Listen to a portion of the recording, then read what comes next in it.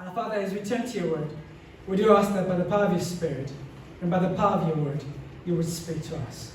Amen. Amen. How many of you here have siblings? I mean, strange question to begin with, but I think most people have or had siblings. Either? I think most of us do, right? How many of you here were not the older sibling? So my story is a bit strange because I am the older sibling, but I'm also not the older sibling. A riddle that you can come and chat to me about afterwards. I think for some people, they get that. Here's my third question for you guys. How many of you thought there was favoritism from your parents? Now, the kids who were the favorites are not going to raise up their hand because they were the favorite, right? Or even if not favoritism, or even some form of sibling rivalry or competition. I mean, I'm sure you thought there was that. Now let me get a little bit more personal, right? Let me get a bit personal.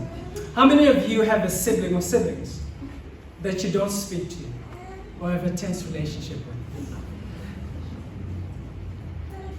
I mean, some of us find ourselves there, isn't it? Some have actually said that sibling rivalry or sibling competition is something that is normal, that is quite common. I mean, we experienced it this morning as our kids tried to get each other into trouble. And the whole time, all I was thinking is, I wish I had a recording that says, "Hey, stop it." Hey, it's normal. As part of everyday life, people see it in their lives. But all of us know that it's not to be tolerated, isn't it? Because to the extreme, it can often result into harmful behaviors. I think some of you have seen that. Seen it either in your own lives or in the lives of those that are around you. And actually, a psychologist and behavioral scientist have actually coined a term to describe this relationship. And one of the first people who was thought to use this term is this guy there, Sigmund Freud. To talk about just this competition, unhealthy often amongst siblings. But it's not just people who are psychologists that speak about this. You find it in all kinds of literature and history as well. Literature and history is full of stories that tell us about this kind of relationship. I mean, in literature, the standard story that speaks of sibling rivalry is Cinderella, isn't it? Cinderella and her stepsisters. Her ugly stepsisters, literature will often say, I did not say it. That's what often you see. The relationship she has with the stepsisters, which is quite tense. If not that, perhaps you've seen it in one of Shakespeare's play called Much Ado About Nothing. Don't know if you've heard of that. It's a play that is about, amongst other things, two brothers who have a power dynamic or a power struggle. There's Prince Don Pedro, who's the legitimate prince, and then there's Don John in this very story. If you don't like reading, there's actually a wonderful movie about this very story from '93, which features a wonderful cast. Denzel Washington actually plays Prince Don Pedro, and then Keanu Reeves plays Don John. You can go watch it. Incredible movie that actually displays this dysfunction that you and I see in relationships. If it's not in literature, then we've seen it in history, isn't it? I'm not sure if you've heard of the Daisler brothers, Adolf and Rudolf, who began a shoe company in their mother's laundry room. Now, their father was a cobbler, so they knew how to make good shoes. And their business began to bloom and do well. But here's what happened. As their business began to do well, so did their conflict between the two of them increase. And because of a particular misunderstanding at some point, they decided to divide the company and begin two shoe brands, Adidas, and Rudy's Puma. Their feud was so deep that it even divided their hometown. That the north part of the town, divided by a river, was actually had people who worked or loved Adidas, and the southern part of the town who loved Puma. Deep conflict that even divides their hometown. You would have known of others as well, other conflicts There's two sisters, very famous two sisters of a golden era in Hollywood. And these two sisters are Olivia and Joan, wonderful actors at the time. And the two of them in 1942 were actually nominated to be among the best actresses in the Academy Awards. Everyone thought Olivia would win, the older sister. But the one who came out winning then was Joan. Something that actually tore their relationship apart. About 36 years later, in 1978, when Joan is interviewed and asked about her sister, she says this, words that will be right behind me. She says, as she's asked about her sister, she says, I don't see her at all, and I don't intend to. I mean, think about that. I don't intend to. I got married first, got an Academy Award first, had children first, a child first.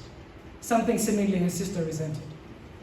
And then she went on to say, listen to this last part, if I die, don't beat me to the punchline, if I die, she'll be furious because again, I would have gotten there first. That's how deep the feud is. And for some of us, this is an experience we're used to in families, where there's serious dysfunction, sibling rivalry. But for some of us, we would have seen this sibling rivalry or competition even among those who are siblings in Christ in the church. A deep division, brokenness, dysfunction. And so one of the questions we ought to ask, even as we do this very series, is this.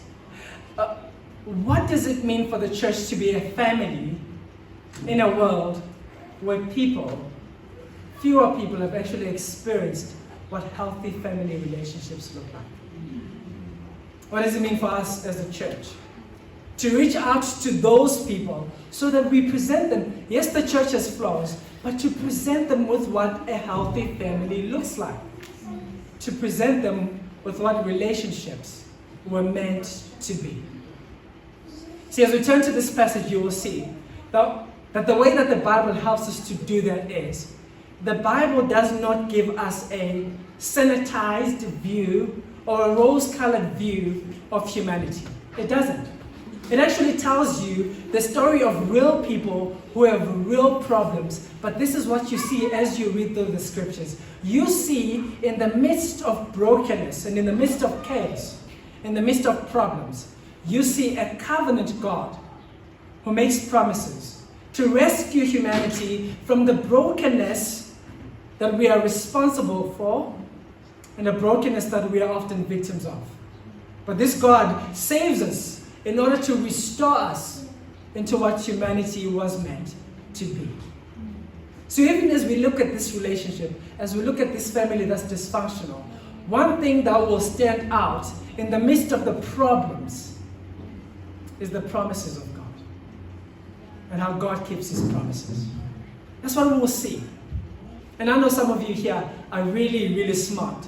So you might have picked up already that these are the 2 points from last week. The chaos of our lives and the covenant God. Problems and promises. Let's start with problems as we look at our first point.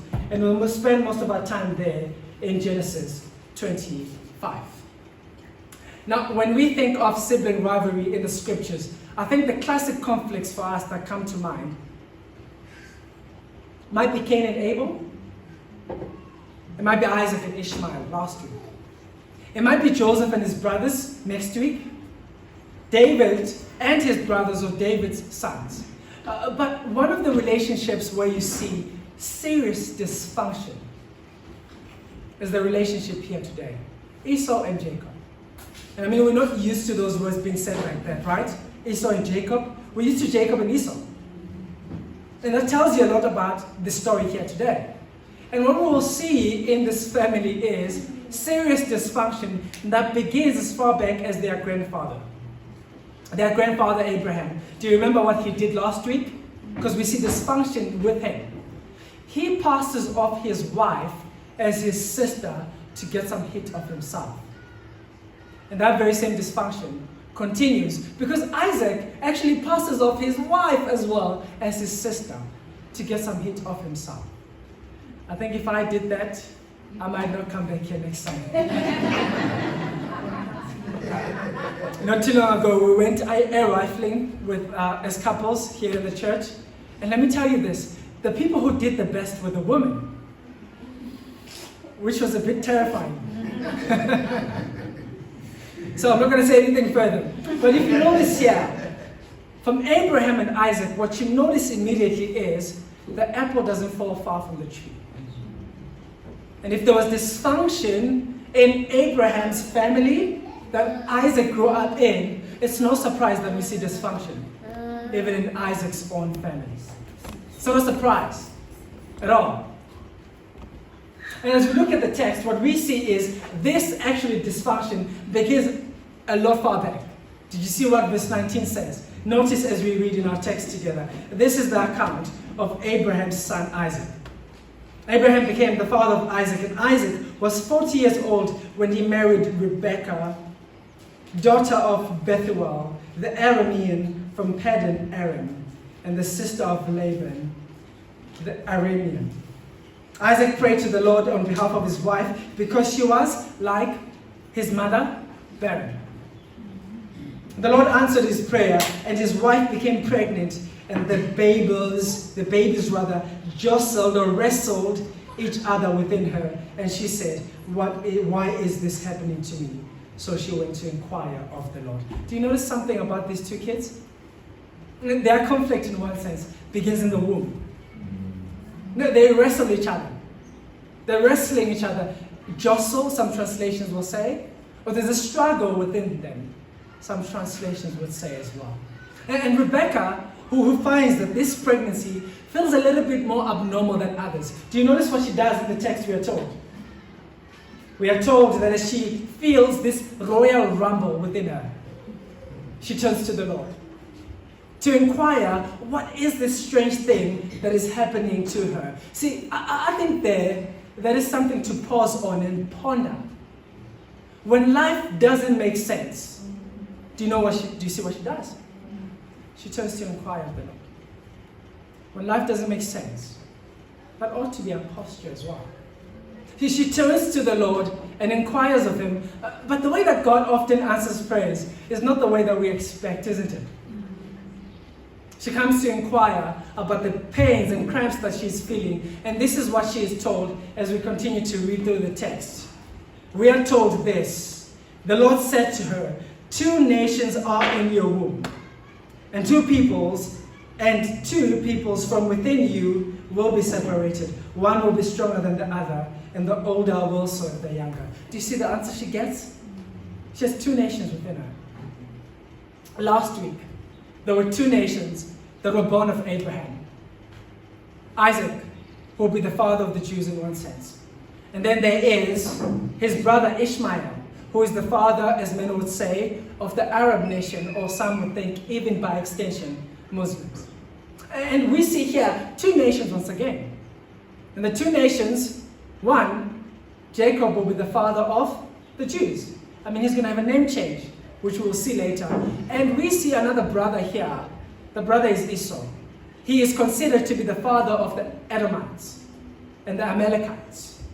Just think some of the ites, if you forget. He's the father of these 2 nations. Now notice this abnormal pregnancy. But if you thought things were bad in the pregnancy, notice how abnormal the birth is as well. Because the birth is abnormal. When one of the children is born, the firstborn comes out first. When the second one comes out, did you notice what you're told in the text? He's holding on to his brother's heel. I mean, imagine that. I know a lot of husbands or men don't like the delivery room, but I know most of you here were probably in there.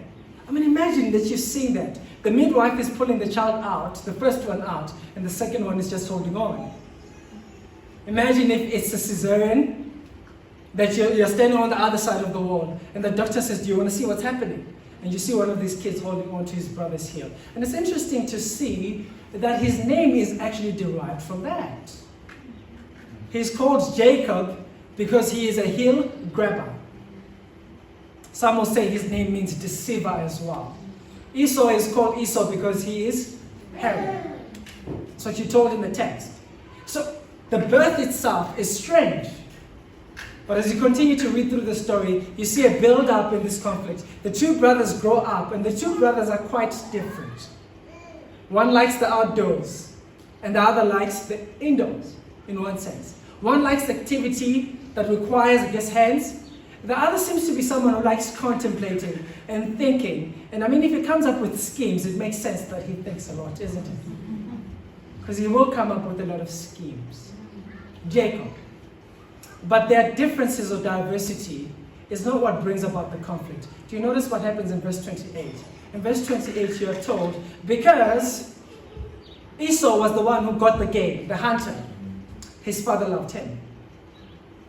And then you are told that Rebekah loved Isaac, Jacob rather. What you ought to notice there immediately is a picture of dysfunction. Favoritism amongst the parents. Something sadly you still see in some families today.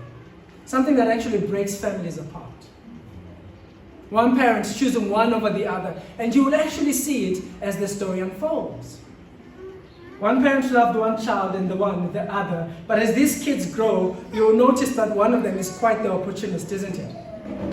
He sees an opportunity and he takes hold of it. His brother has just come back from his activities and his brother is tired and hungry. And immediately at that point, do you notice what happens in the text? Immediately, what you see is Jacob sees this as an opportunity to negotiate for the birthright. He sees it as an opportunity to reach for the birthright, which some of you would know was double the portion of what the other child would get. So if there's two of them, the first one got 2/3, then the next one got 1/3. That's what would often happen. But there's a lot more that's happening with the birthright in this text, and I'll point it out to us a bit later. He sees this as an opportunity to reach out for the birthright. I mean, he's a crook, which is what his name is all about, a deceiver. He's a heel grabber, a wheeler dealer rather. He sees this as an opportunity to get an advantage over someone else, an advantage over his rival. And sadly, a lot of families are filled with people like that, isn't it? Have you noticed what happens with inheritance when a loved one dies? How there's fighting? Actually, that's the story of some of you today. That's the story of some of you. You know that. There's a struggle. People begin to try and find an advantage over the other. And sadly, it's something you see in the church as well.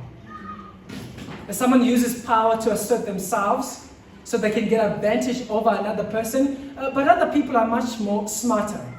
They present themselves as someone who's weak and manipulate their way to the top so they can get advantage over another person. You see it in families. You see it in the church as well. I mean, Jacob takes advantage of his hungry brother. His brother. Driven by greed. But do you notice something about Esau as well? Esau seems to have very little regard for what the birthright is all about. He doesn't seem to notice the value of it. So yes, we can point to how he is deceived by Jacob, but he doesn't seem to see the value of being the firstborn. He doesn't see the value of that. And I'll say a little bit more about that as it comes to people in the world. Notice something about him. What you see with Esau is that he prioritizes immediate or instant gratification instead of long-term benefits. And that's what you see with so many people in the world, isn't it? They'll have eternity presented to them, but they will take immediate gratification instead of that, instead of long-term benefits. You ought to think about that when you see that in the text. You ought to think of Adam and Eve, who for them their food, or rather their appetite, controlled them. I don't know if you've heard the phrase, their belly became their God. In one sense, this is what you see with Esau here. Controlled by his desire. And so he decides to sell his birthright. But selling his birthright at this point, you should see, is something that is merely symbolic. Because his father could still decide which son will actually get the birthright. Because it is the father's prerogative to choose who gets that birthright, who gets the inheritance. Which is why his mother begins to scheme with him. Begins to scheme with Jacob so that Jacob will be the one that gets the inheritance. Now, we don't know why Rebecca does this, isn't it? Is it because she was told that the older will serve the younger? Is she seeing herself in one sense as a servant to God? She is helping God along so that God's promises are fulfilled. Do you remember last week, Sarai? She's sitting there. Oh, we've been waiting for a while.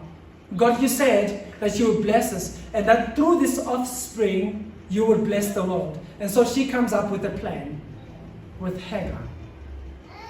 What you see here is a similar thing, and this is something for us to think about. That in the moments when we ought to be patient and waiting on God, we ought not to be tempted to find ways to help God along. Because that can often lead you to a destructive path.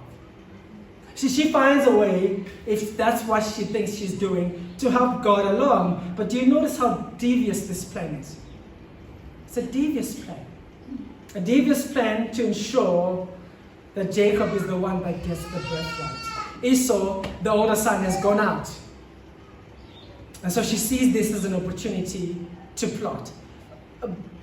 But lest we blame her, we should also look at the father Isaac.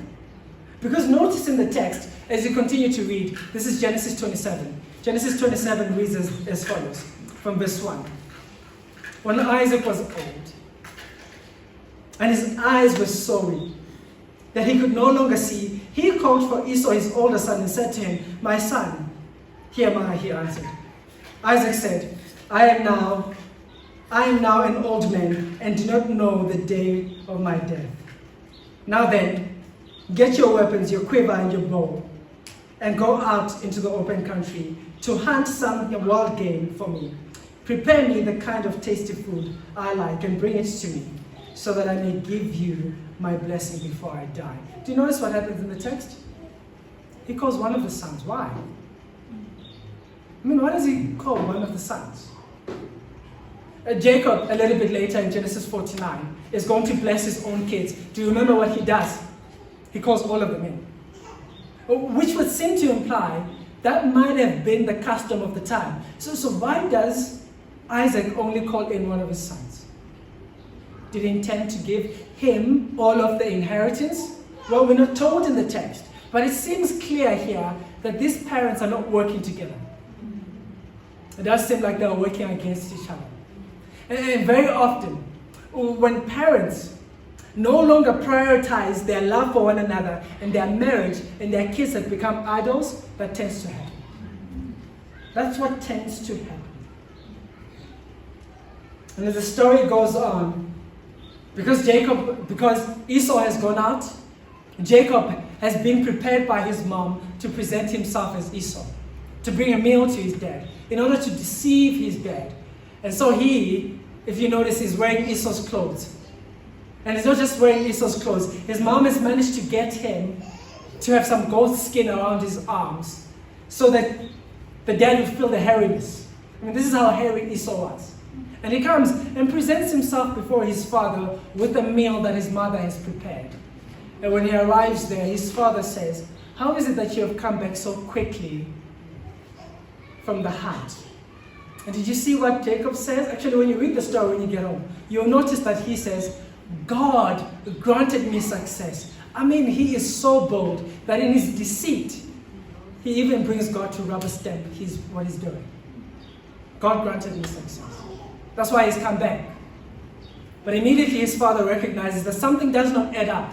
And so his father says, he calls him much closer, because he recognizes that he hears Jacob's voice. And as he holds his son, he picks up that he's feeling Esau's skin and he can smell Esau. He can pick up something does not add up here. And so he says, "Are you my son?" And he responds, "Yes." "Yes." And ultimately Jacob then blesses him. And when Esau comes back and he brings the meal, he recognizes what has just happened. And at that very point, he decides that he is tired of his brother.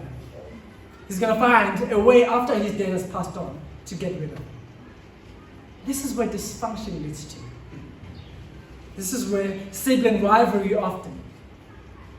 This is where contempt for one another often leads to. But despite all of this, these are the people whom God chooses to use.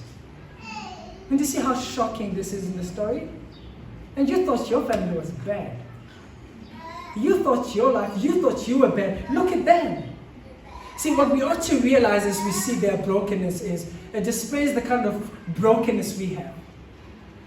But despite all of that, there is a God who looks down on humanity and has made promises to rescue us. But also promises, despite our brokenness, to use us. Yes, He wants to change us for the best, which ought to happen. But what you will see so clearly in the story is this. Sin can never derail God's plans.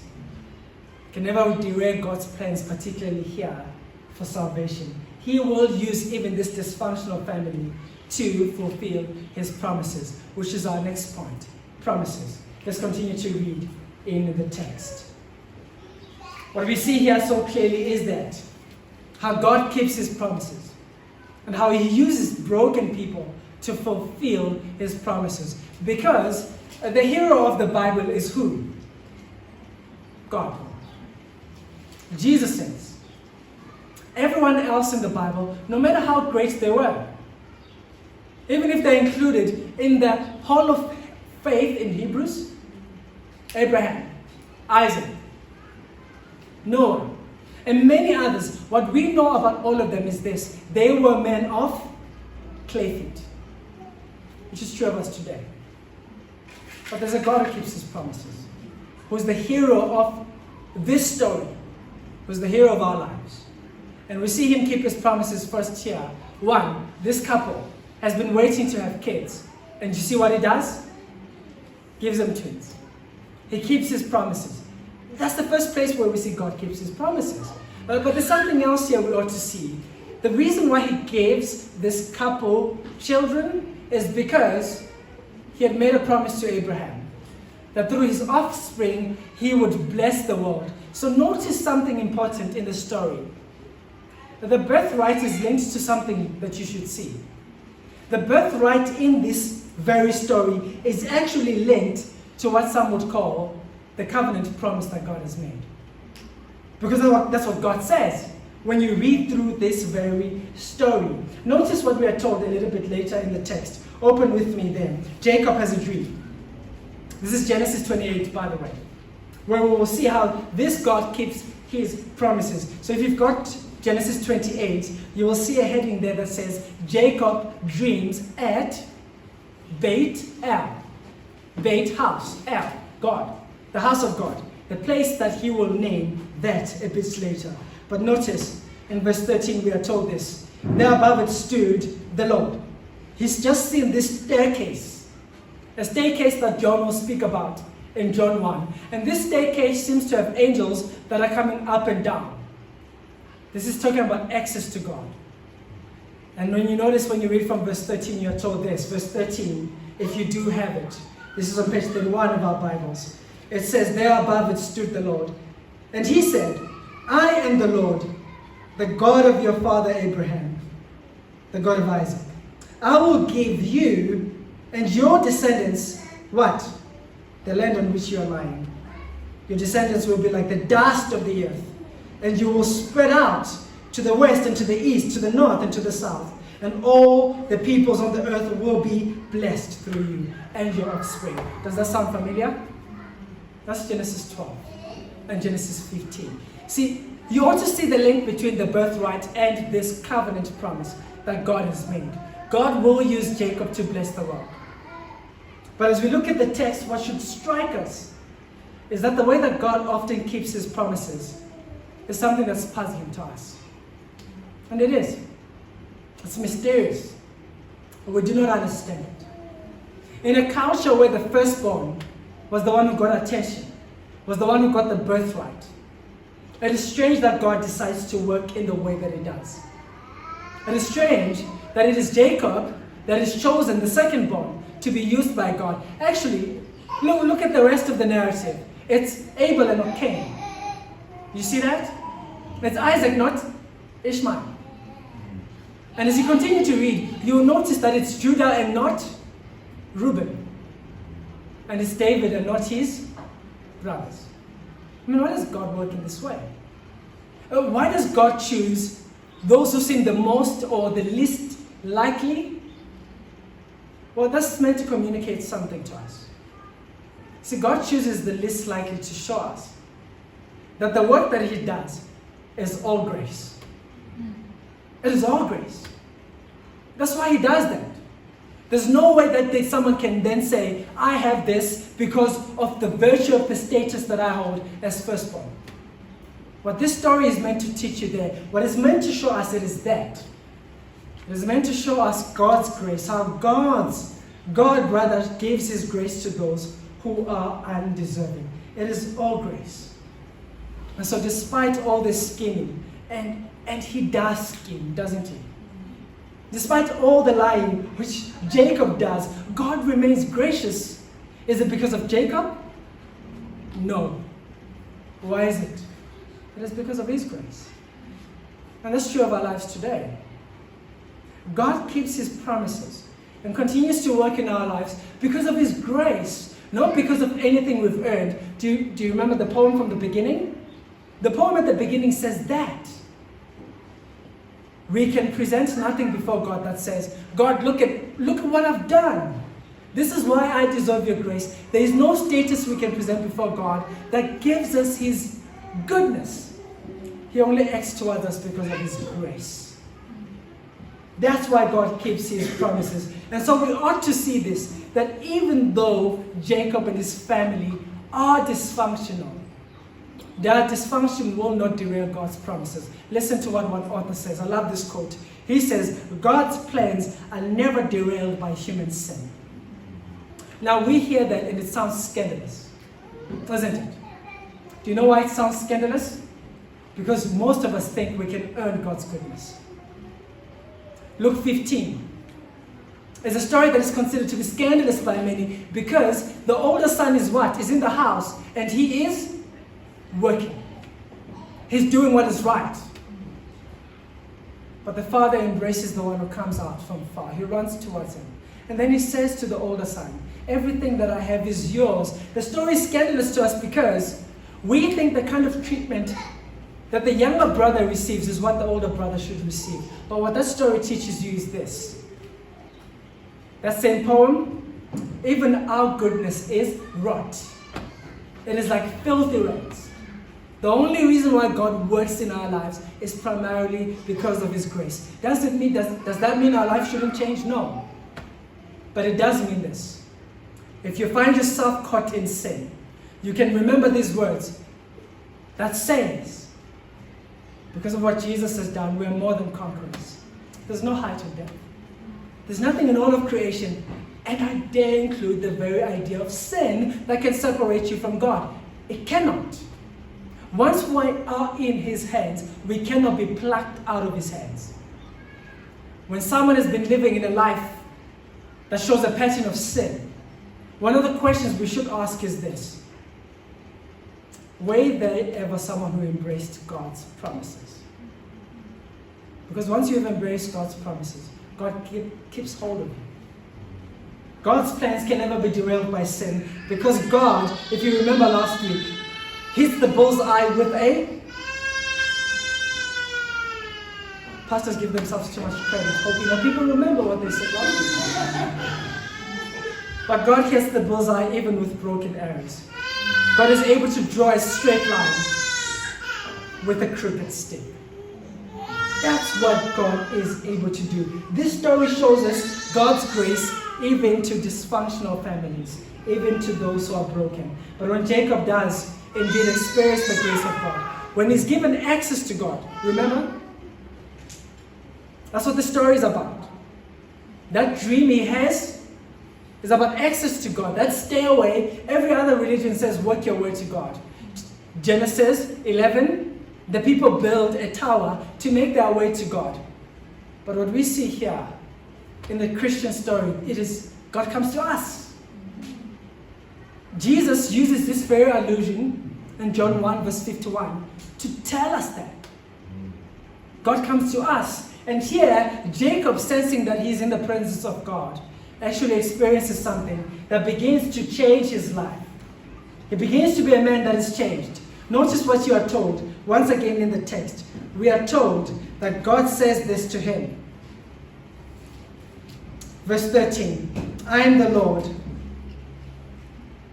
the God of your father Abraham, the God of Isaac. I will give you the land. He says this to him. And then thereafter Jacob says in verse 16, when Jacob awoke from his sleep, he thought, surely the Lord is in this place, and I was not aware of it. And he was afraid and said, how awesome is this place? This is none other than the house of God. This is the gate of heaven. He experienced what it means to be in the presence of God. But a little bit later, you know that Jacob has another experience with God, isn't it? He does have another experience with God. Notice as we continue to read through the story, just page over, and this is what you will see. Jacob has another experience with God. You're told as you continue through the text, if you find your way all the way up to Genesis 32, you notice something there. With the title in verse 22. Genesis 32, verse 22. Jacob does what? Because this is what he does, right? He did it in the womb. He wrestles with God. And do you remember what's one of the words he says? As he wrestles with this man, but he senses he's in the presence of God. He says, I will not let you go until you bless me. And this event here, where you know what happens to him on his leg, is an event that changes him. He does change. And this is how you see the change in Jacob's life. Do you see what he does after that? He intends to go back to his brother, to be reconciled to him.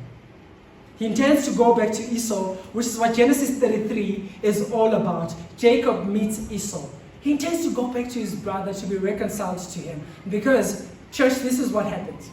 When you are reconciled to God vertically, you seek to be reconciled to those around you horizontally. This leads to that. That's what happens. And he intends to meet with his brother, which is what he does. And what you see ultimately is that the two of them, in one sense, are reconciled. Jacob has had an experience that has ultimately changed his life to the point that he wants to be reconciled to his brother. And for us, who have come to know Jesus, who have actually had an experience that is better than Jacob, because Jacob was given a temporary access into God's presence. What are we given? Permanent.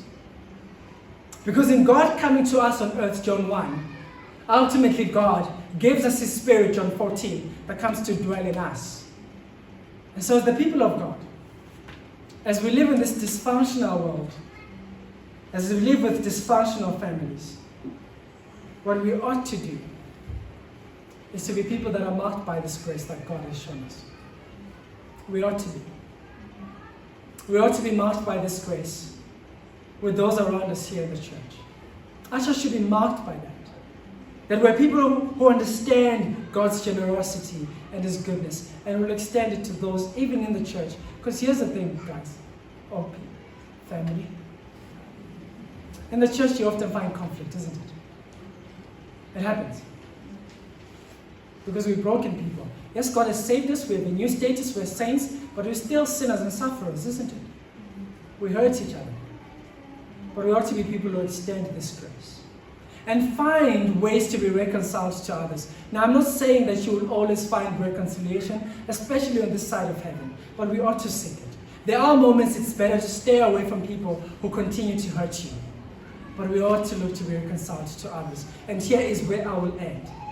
For some of you today, for some of us today, the mission field that God could be sending us is the siblings that we have a dysfunctional relationship with in our family. I know the temptation at this moment is to think, let me continue with a relationship where I stay away from them.